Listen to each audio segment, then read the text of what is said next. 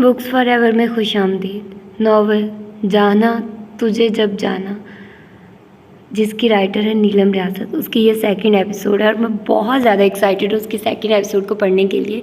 और इसके अलावा मैं यार आजकल रिकॉर्डिंग नहीं कर पा रही, ज़्यादा नहीं कर पा रही।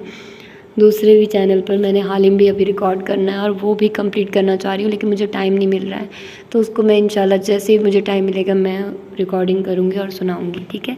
तो अभी तो मैं ये नावल इसको कंप्लीट कर रही हूँ। तो आइए जल्दी से स्टार्ट करते हैं इस नावल को बगैर किसी देर के। मुँह धोए बगैर ही वो लस्सी का गिलास पी गई थी जिसमें ढेर सारी बर्फ़ डाली हुई थी। लस्सी पीने के दौरान और फिर मुंह धोते हुए ताशफीन की रफ़ाई का ख्याल जहन में घूमता रहा। वो तौलिए से मुंह पूंछते हुए आकर हॉल में बिछे सोफ़े पर बैठी। इसरार अहमद ने हसीब को मुखातिब किया, बहन के लिए नाश्ता ले आओ। वो हसीब को टोकते हुए बोली, नहीं नहीं हसीब तुम बैठो, मैं खुद ही वहाँ चली जाती हूँ। उसे अच्छा न लगा कि हसीब उसका नाश्ता लाए, इसलिए उठकर किचन की जानिब आ गई। वो तो समझी थी कोई बावर्ची नाश्ता वगैरह बनाता होगा, मगर जाली वाले दरवाजे को पार करते ही सामने ताशफीन को बड़ी महारत से एप्रन बांधकर बर्तन धोते पाया। इतना लंबा चौड़ा इंसान खिलाफ मामूल सिंक के सामने खड़ा बड़ा ही खूबसूरत लग रहा था। वो वहीं से वापस पलटने के इरादे में थी जब ताशफीन ने उसको मुखातिब कर लिया। नाश्ते में क्या लोगी? वह एप्रन की जेब में रखे तौलिए से हाथ साफ करते हुए पूरी तरह उसकी जानिब घूमा। क्या नाश्ता आप बनाएंगे? नहीं, ममनून हुसैन बनाने आएंगे। क्या स्क्रैम्बल एग खा लेती हो? हाँ, मरी हुई आवाज़ में कहा। आगे समझ ना आई कि वहीं खड़ी रहे या बाहर चली जाए। ये मुश्किल भी ताशफीन ने आसान कर दी। चूल्हा ऑन करने के बाद एक प्याली में अंडे तोड़ते हुए गर्दन मोड़कर एक अचुड़ती सी नज़र उस पर डाली। बैठ जाओ। उसकी टांगे पे जवाब दिए जा रही थी, इसलिए वो फ़ौरन हुक्म की बजावरी कर गई। किचन कोई इतना छोटा तो नहीं था जितना इस वक्त उस देव जैसे आदमी की मौजूदगी ने बना दिया था। जुगन आंखों में खुशगवार हैरत लेकर देखती चली गई। 3 अंडों को तोड़कर अच्छी तरह से फेंटने के बाद उसने फ्राई पैन में तेल डालकर फ्राई किए। एंड पर हल्का सा नमक और काली मिर्च छिड़कने के बाद एक प्लेट में निकाल लिया। 4 अदद सलाई सेंकने के बाद 1 कप में चाय समेत जुगन के सामने मेज़ पर रख दिया। साथ जैम और एक प्याली भी में आम का मुरब्बा दिया। ये सारी कार्रवाई 5 मिनट के अंदर अंदर मुकम्मल हुई थी। जुगन सामने रखे मज़ेदार नाश्ते को देख रही थी। एक आध नज़र चोरी चोरी ताशफीन पर भी डाल लेती, जिसने किचन शेल्फ से सारा सामान समेटा। कपड़ा मारकर साफ करने के बाद फ्रिज से अपने लिए लस्सी का एक गिलास लेकर वही उसके सामने वाली कुर्सी संभाल कर बैठ गया। जुगन ने डरते डरते ज़बान खोली, क्या टमाटो केचप मिल सकता है? ताशफीन की आंखों में हैरत जागी, फिर नज़रें घुमाता हुआ अपनी जगह से उठा। कैबिनेट में से केचप की बोतल निकालकर मेज़ पर रखने के बाद अपनी जगह पर बैठ गया। पहले जुगन उसकी महारत और तेज़ी से चलते हाथ देखती रही थी, अब वो उसकी कार्रवाई को हल्की सी तेवरी के साथ जांच रहा था। जुगन ने एक स्लाइस सीधा किया, ऊपर अंडे का ढेर लगाया, उसके बाद केचप अंडेला, फिर दूसरा स्लाइस ऊपर रखकर खाने लगी।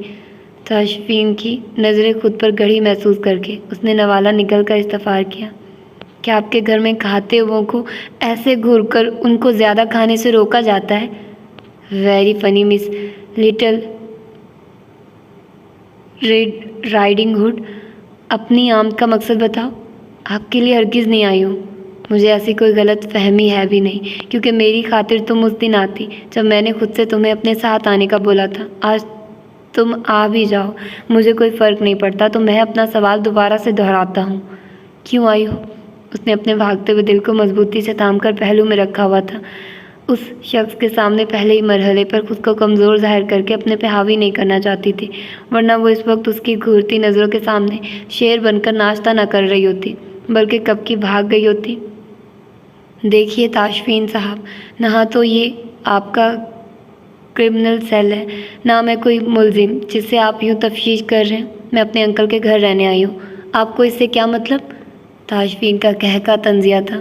माशाल्लाह, ये मेरे अब्बा कब से तुम्हारे इतने प्यारे अंकल हो गए कि तुम अपनी हाई फाई प्रोफाइल ज़िंदगी से वक्त निकालकर स्पेशल उनके यहाँ रहने आई हो। अपनी सारी उम्र में ये मुआवजा पहले तो कभी मेरी गुनहगार निगाहों ने नहीं गुजरा। वो अपनी बात पूरी करके फिर से सवालिया नज़रें उस पर जमाए बैठा था और वो मस्मराइज होकर उसका चेहरा देख रही थी, जो कुछ देर पहले तंजिया से मगर कहका लगाते हुए गुलाब की मानिंद खिला था। جس کی روشنی اس کی آنکھوں تک گئی تھی۔ وہ اس شخص کی مسکراہٹ کی پہلے ہی فین تھی، کہہ کے نہیں تو دل ہی لوٹ لیا۔ تاشفین نے اس کی آنکھوں کے سامنے چٹکی بجائی۔ Hello little red riding hood, جاگ جاؤ۔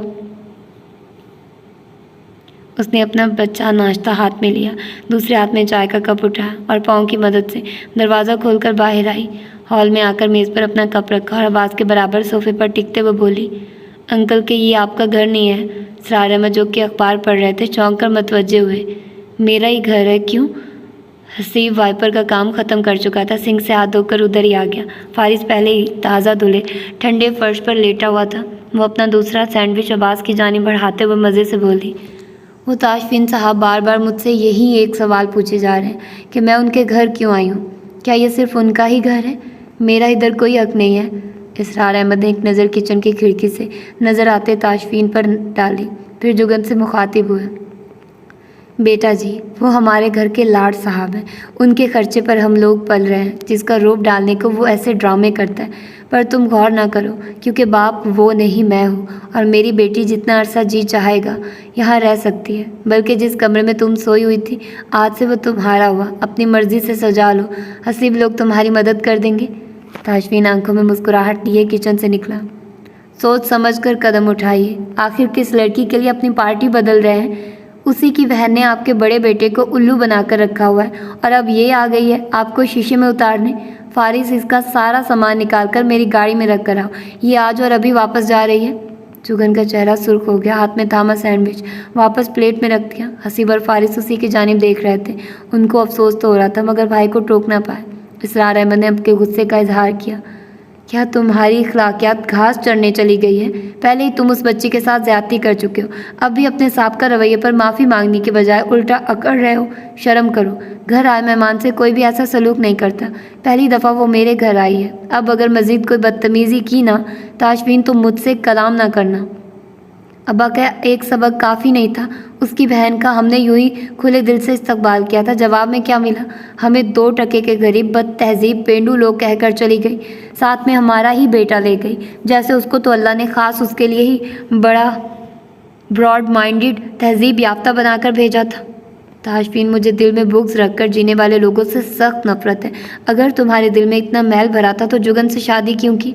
آپ کو اچھی طرح علم ہے کہ یہ شادی میرے لیے زہر کے پیالے سے کم نہیں تھی۔ اس کے بہنوئی اور بہن کو ہی میری زندگی یوں برباد کرنے کی آگ لگی ہوئی تھی۔ میں ان لوگوں کو انہی کی زبان میں جواب دینے کے لیے اس سولی پر چڑھا تھا، اب یہ آپ کی سگی بن کر آ گئی ہیں، جیسے ہم تو پاگل عقل سے پیدا لوگ ہیں کہ ان کی مکاریوں کو پہچان ہی نہ سکیں گے۔ جگن کو اپنی سماعت پر یقین نہیں آ رہا تھا، جبکہ اسرار نے بیٹے کو جھاڑ پلا دی۔ تاشفین آج تم نے مجھے میری عمر سے 3 گنا چھوٹی عمر کی بیٹی کے سامنے شرمندہ کر دیا۔ کیا میری یہ تربیت ہے؟ اب آپ اس کو بولیے یہ یہاں سے چلی جائے، ورنہ میرا اخلاق اور بھی کام سے جائے گا، اور میں سوری بھی نہیں کروں گا۔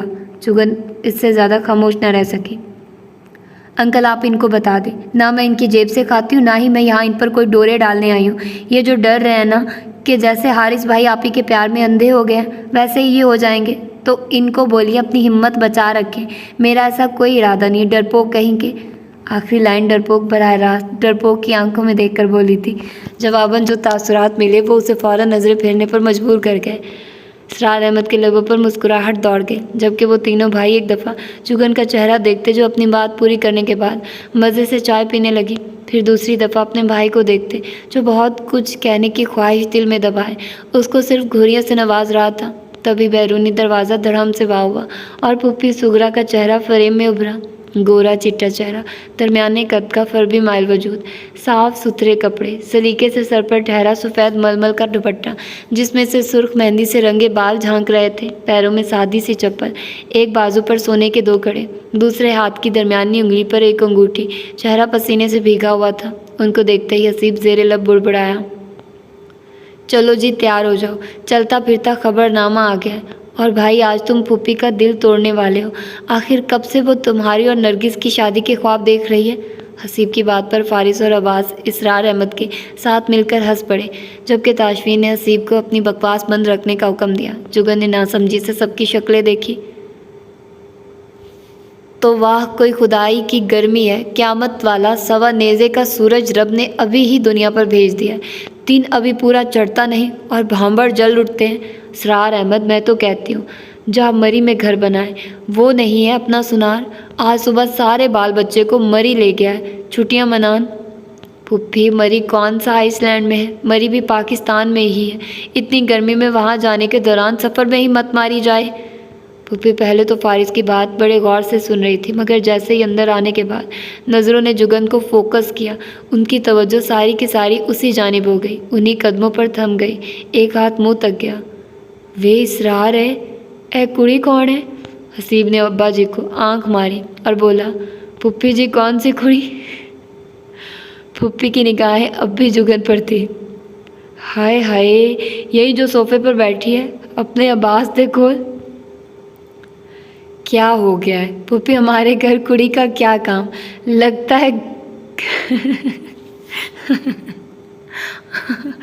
لگتا ہے گرمی نے نظر پر بھی اثر کیا ہے۔ جا وے پرا، میری اتنی عمر ہو گئی، آج تک بغیر اینک کے سبق قرآن پڑھتی ہوں، سوئی میں دھاگا ڈال لیتی ہوں، اور بھلا اتنی بڑی جیوندی جاگدی کڑی تہانو نظر نہیں آندی پئی؟ پھپھی کہیں سامنے والے آئینے میں اپنا آپ دیکھ کر تو دھوکہ نہیں کھا رہی ہیں، کیونکہ یہاں ہم پانچوں باپ بیٹوں کے علاوہ اگر کوئی ہے تو وہ آپ خود ہیں، اور پھپھی آپ خود کو لڑکی بول کر گناہ گار تو نہ ہو، کل کو اللہ کو منہ بھی دکھانا ہے۔ اب کے جواب فارس کی جانب سے آیا تھا۔ پھپھی نے غصے سے دونوں بھائیوں کو گھورا، پھر اسرار احمد کو۔ تیرے یہ دونوں مسٹنڈے اپنی حرکتوں سے باز نہیں آتے، کسی دن ان کو جوتے مارنے پڑ جانے ہیں۔ بس ایک تاشی ہی میرا بیبا پتر ہے۔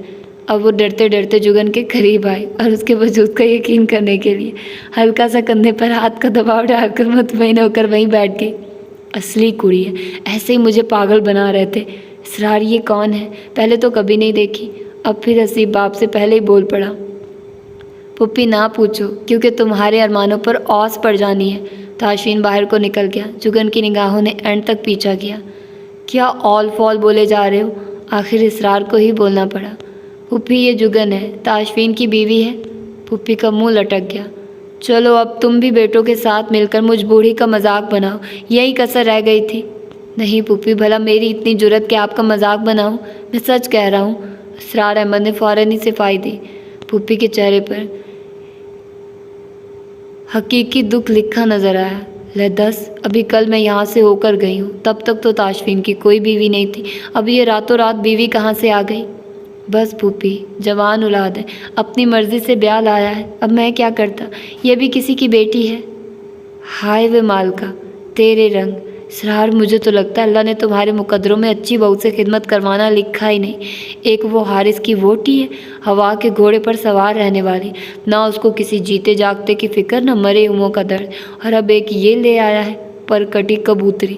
پر چلو حارث لاکھ برا سہی، شادی میں تو تمہیں لے کر گیا تھا، یاد ہے مجھے، تم دونوں میاں بیوی رشتہ لے کر گئے تھے، سارا محلہ بارات کے ساتھ گیا تھا، پتہ چلا تھا کہ کوئی شادی ہوئی ہے، اور جس کی شادی کا سب سے زیادہ ارمان تھا اس نے جھوٹے منہ بتایا تک نہیں ہے، تبھی یہاں کھڑا نہیں رہا، میرے آتے ہی فوراً چلا گیا، شرمندہ جیا۔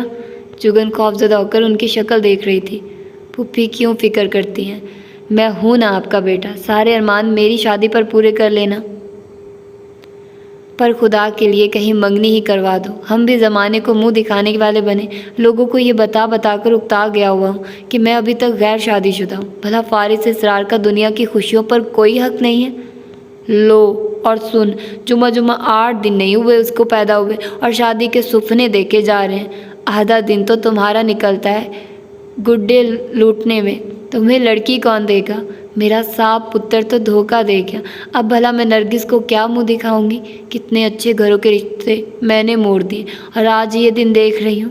خیر میرا تاشفین تو بڑا ہی سیدھا سادہ بھولا سا ہے، یہ لڑکی ہی اس کو چرا گئی ہے۔ ساتھ ہی وہ خطرناک تیوروں کے ساتھ جگن کی جانب مڑی۔ کسی غلط فہمی میں مت رہنا، آج بھی تاشفین کو حکم دے دوں نا تو وہ میری اتنی عزت کرتا ہے کہ میرے کہنے پر تمہیں چھوڑ دے۔ یہ اسرار میرا بھائی ہے، یہ میرے بھتیجے، ان کو تنگ نہ کرنا، سلیقے مند عورتوں کی طرح خیال رکھنا۔ اب میں چلتی ہوں، मगर जाने से पहले उन्होंने अपने दुपट्टे के पल्लू से बंधा 100 का नोट निकालकर उसकी हथेली पर रख दिया। इतनी बातें सुनने के बाद जुगन का जी चाहा 100 का नोट उठाकर फर्श पर मारे। मुझे नहीं चाहिए तुम्हारे पैसे, पर इसरार अहमद के इशारे पर उसने बगैर कुछ कहे शुक्रिया कहकर नोट पकड़ लिया। पुप्पी के जाते ही वो सब उसकी दिलजोई करने लगे।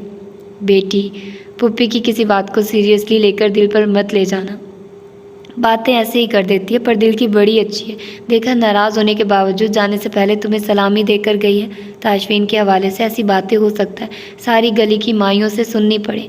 उसकी शादी का यहाँ सबको बड़ा अरमान था, पर हमने किसी को बुलाया ही नहीं था, ना ही यहाँ किसी को शादी का इल्म है। तो अगर कोई जज्बात में कुछ कह दे तो बुरा मत मनाना, पहले जांचेंगे, फिर यही लोग तुम्हें खुला डला प्यार देंगे। ज़रा औखे किस्म के लोग हैं, पर हैं बहुत अच्छे। कोई बात नहीं अंकल, यहाँ तो वो खुद भी इस शादी से नाखुश है। बेहतर आप उनकी दूसरी शादी उनकी और मोहल्ले वालों की मर्ज़ी से करवा दें। अंदर आते हुए ताशफीन ने उसकी बात सुन ली थी। तुम अपने मुफीद मशवरे अपने पास रखो। अब्बा जल्दी से तैयार होकर चले, डॉक्टर ने 1 बजे का वक्त दिया हुआ है और सामने वाले घर से बुलंद होता पुप्पी का फुल वॉल्यूम सुनकर आया हूँ। जब तक सारे मोहल्ले को मेरी नाफरमानी की ताज़ा खबर न सुना ली, उन्होंने ब्रेक पर पैर नहीं रखना। वैसे जो हकीकत है वो बताते ना, अब खामखा मुझे बातें सुननी पड़ेंगी। ताशफीन की बात पर इसरार अहमद सफाई देते हुए बोले, किसी तरह तो ये मामला संभालना था। अगर हकीकत बताता तो उन्होंने मुझसे नाराज़ होना था, जबकि तुमसे तो कोई भी नाराज़ नहीं होगा। हाँ, जुगन की खैर नहीं होनी, ये भी अच्छा है। इसी तरह ये यहाँ से भागेगी। अंकल आप सुन रहे हैं, ये क्या बोल रहे हैं? बस बेटा तुम इग्नोर कर दो, इसने तो तुम्हारे सामने मेरी तरबियत की नाक डबो दी है। मैं शर्मिंदा हूँ। नहीं अंकल आप ऐसा ना बोलिए, आप तो बहुत अच्छे हैं। आगे वो कहना चाहती थी, आप ही ने तो कभी आपके हवाले से अच्छी बात नहीं की, मगर खामोशी रही। ताशफीन बाप को तैयार करवा कर अपने साथ ले गया।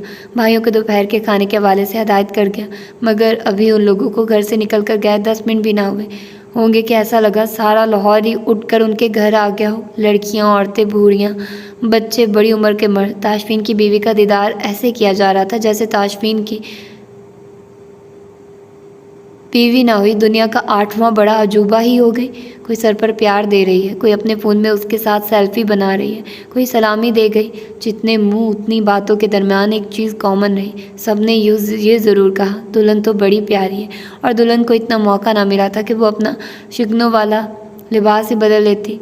अल्लाह अल्लाह करके ये शो 11 बजे से शुरू होकर दिन 3 बजे जाकर कहीं ख़त्म हुआ। सबको मुस्कुरा कर देखने से उसका मुंह दर्द करने लग गया था। जैसे ही घर खाली हुआ, हसीब ने दरवाज़ा लॉक कर दिया। तौबा है यार, अच्छा किया जो शादी पर इन लोगों को नहीं बुलाया, वरना खाना ही ना पूरा होता। वो छोड़ो, ये बताओ अभी खाने में क्या करना है? अब्बा लोग भी आते होंगे। फारिस की बात पर हसीब ने कंधे उचकाए। भाई को फ़ोन कर दो, आते हुए खाना ले आए। और क्या? फारिस फ़ोन स्टैंड की जाने बढ़ा। जुगन उठकर अंदर कमरे में चली गई।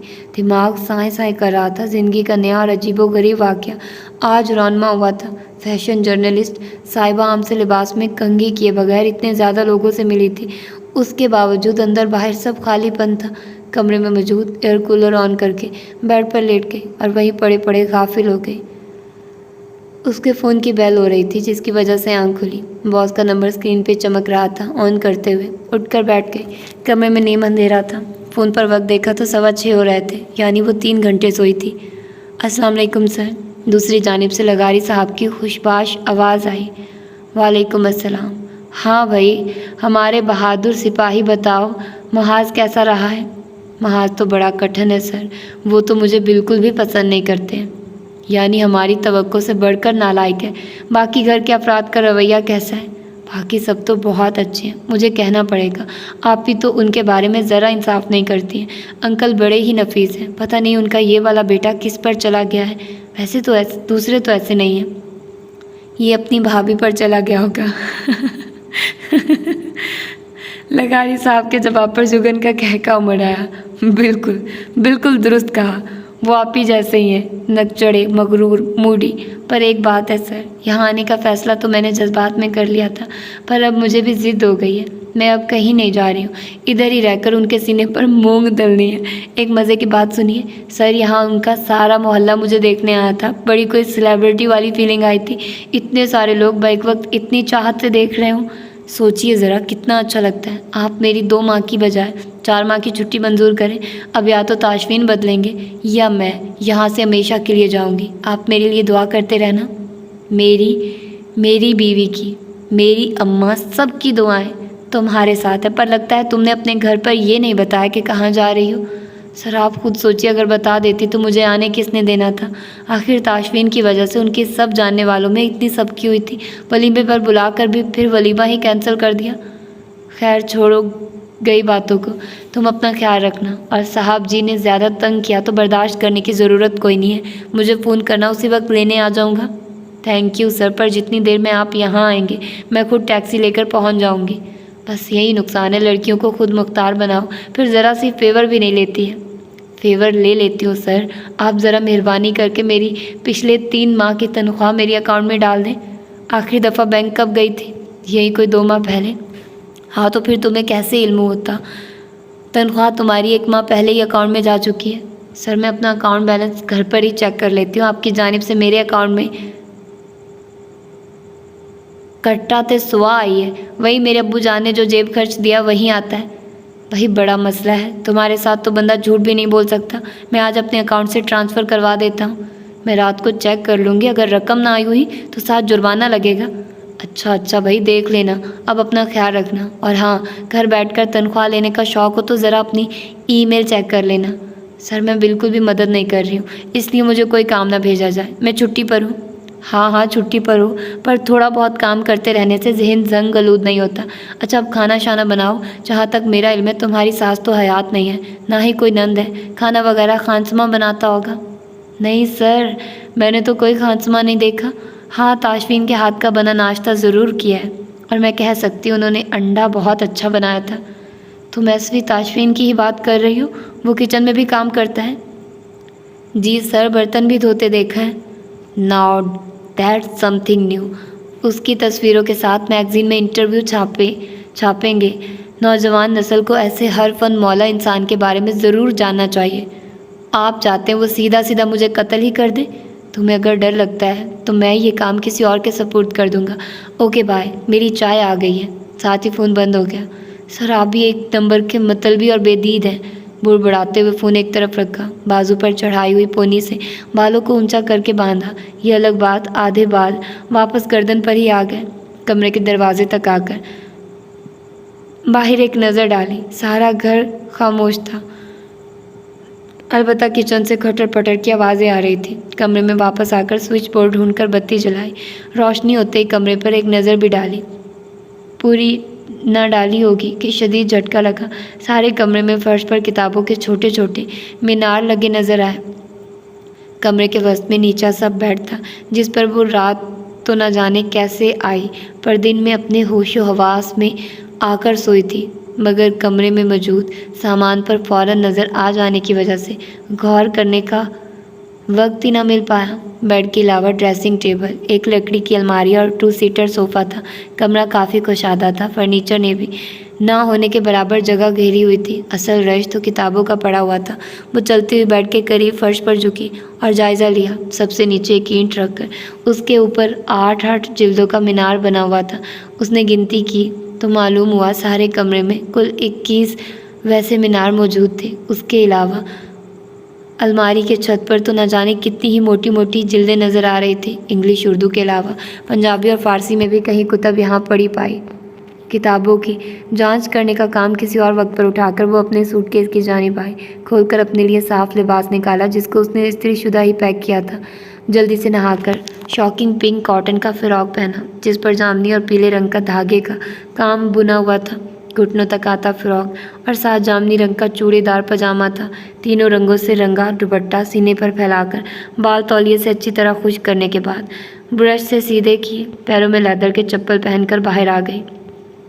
سامنے کوئی بھی نظر نہ آیا تو کچن کی جانب ہی آ گئی. اندر اسرار احمد اکیلے ہی اپنی ویل چیئر پر بیٹھے میز پہ بکھری ہریالی کو کاٹ کاٹ کر اس کا سلاد بنا رہے تھے.